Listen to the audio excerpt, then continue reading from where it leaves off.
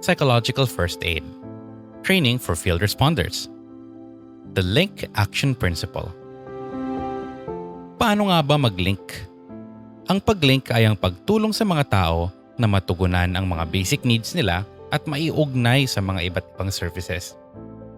Ito ay ang pag-uugnay sa kanila sa mga epektibong coping strategies. Ito ay ang pag-uugnay sa kanila sa tamang impormasyon. Ito ay ang pag-uugnay sa kanila sa kanilang mga mahal sa buhay at mga taong magbibigay sa kanila ng social support. Pero, pakatandaan, tinutulungan natin sila na matulungan nila ang kanilang sarili at makuha muli ang kanilang sense of control sa sitwasyong kinalalagyan nila. Importante ito. Hindi natin trabaho na isolve ang mga problema nila para sa kanila. Tayo ay tagatulong lamang na maiugnay sila sa mga bagay at serbisyo na kailangan nila para maibangon nila ang kanilang sarili. Sa huli, sila pa rin dapat ang may control sa kanilang buhay. Affected people may have many basic needs depending on the crisis situation. You may be in a position to offer basic items like food, water, or blankets, or you can link people with others who are providing these services. Huwag lang kakalimutan na pansinin kung meron ba sa kanila na nangangailangan ng espesyal na atensyon. Kung nakapangako tayo sa kanila na magpa-follow up tayo sa kanila, huwag natin silang bibiguin. Sa pagtulong sa mga tao na mag-cope, sana ay huwag nating isipin na wala silang kakayahang mag-cope. Meron sila noon. Napakaposible na meron silang mga paraan na nagawa para makapag-cope sa mga problema nilang nakaraan. Yun nga lang, dahil sa tindi ng impact ng sakuna sa ngayon, na-overwhelm sila at nawalan sila ng sense of control. Matutulungan natin sila sa pag-prioritize kung ano ang mga pinaka-urgent na needs nila at alin yung pwede nilang maipagpaliban muna. Pwede natin sila matulungan na matukoy kung ano at sino-sino ang mga pwede nilang malapitan para makakuha ng support, tulad ng mga kapamilya o kaibigan. O kaya naman, pwede natin silang bigyan ng mga praktikal na mga suhestyon basta't huwag tayo magbibigay ng advice. Tulungan natin silang maalala kung ano ang mga nakatulong sa kanila na mag-cope noong nakaraan para matulungan nila ang sarili nila. Sa slide na ito ang ilan lamang sa mga pwedeng gawin ng isang tao para makapag-cope. Oo, pwedeng obvious na obvious para sa atin ang mga ito habang binabasa natin. Pero tandaan, sa mga taong nakakaranas ng matinding stress, maaring hindi nila ito naiisip sa ngayon. Kaya kailangan natin silang tulungan na maalala ang mga ito. Kasama sa pag-link ang pag-ugnay ng impormasyon. Imagine, sa evacuation center, maraming walang kuryente o kaya internet. Sa ganitong mga sitwasyon, mas nakakarinig tayo ng mga chismis kesa lehitimong impormasyon. Ang pagkakalat ng chismis ay nagdudulot ng kawalan ng tiwala, takot, o kaya naman galit.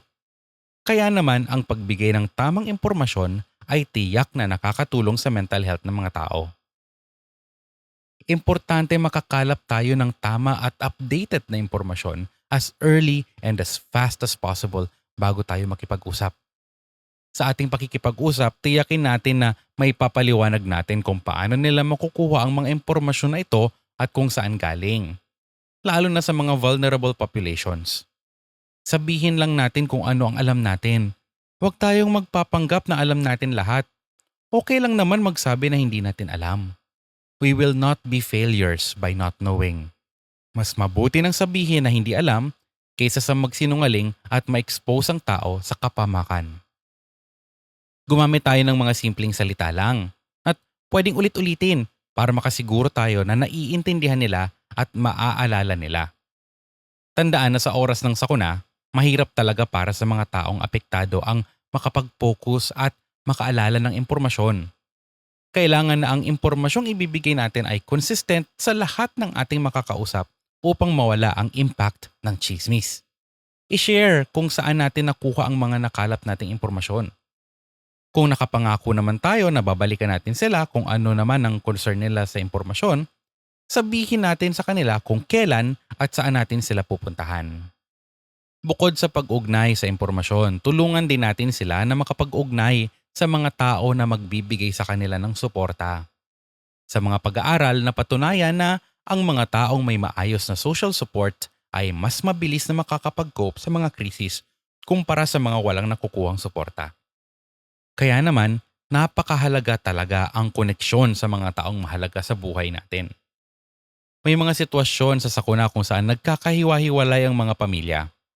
Napakahalaga na matulungan natin silang makontak ang kanilang mga pamilya o kamag-anak.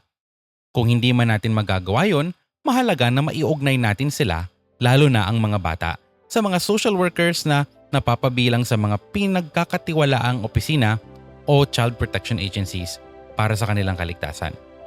Pwede rin tayong tumulong sa pag-trace sa mga kaanak ng ating kausap sa PFA upang maging magkakasama sila muli. Siguraduhin na alam mo kung anong serbisyo ang makakatulong para maisagawa ito. Pagkatapos mo mailink ang iyong kausap sa PFA, nasa iyo ang disposisyon kung oras na nga ba para tapusin ang PFA sa taong iyon. Kapag ang tao ay distressed pa rin pagkatapos mong matulungan, pwede mong i-refer sa ibang responder o kaya ligtas na maibalik sa kanilang pamilya. Basta't huwag mo silang iiwan. Link to more advanced support when necessary. Sa pagtatapos ng PFA, magpaalam ng maayos at pasalamatan sila. Kahit na hindi sila maging cooperative o receptive, importante pa rin na tayo ay magpasalamat dahil hindi madali ang mag-share ng mga personal na bagay sa isang taong hindi naman natin kilala.